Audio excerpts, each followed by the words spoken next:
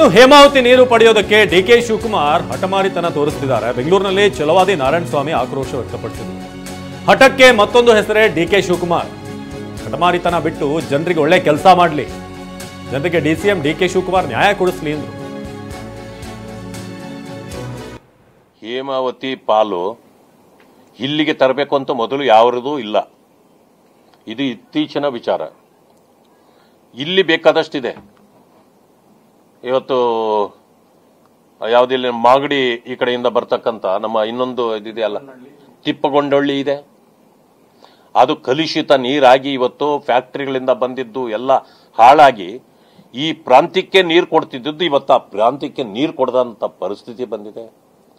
ಇವತ್ತು ಕಲುಷಿತ ಆ ನೀರು ಆ ಕಲುಷಿತವಾಗದೇ ಇರಲಿಕ್ಕೆ ಏನೆಲ್ಲ ಮಾಡಬಹುದಾಗಿತ್ತೋ ಮಾಡಿ ಈ ಪ್ರಾಂತ್ಯಕ್ಕೆ ತಗೋಬಹುದು. ಆಮೇಲೆ ಆ ನೀರು ಎಲ್ಲಿಗೆ ಹೋಗುತ್ತೆ ಅಂತಂದ್ರೆ ಬಿಟ್ರೆ ಅದಲ್ಲೇ ಹೋಗುತ್ತೆ ರಾಮನಗರದ ಕಡೆಗೆ.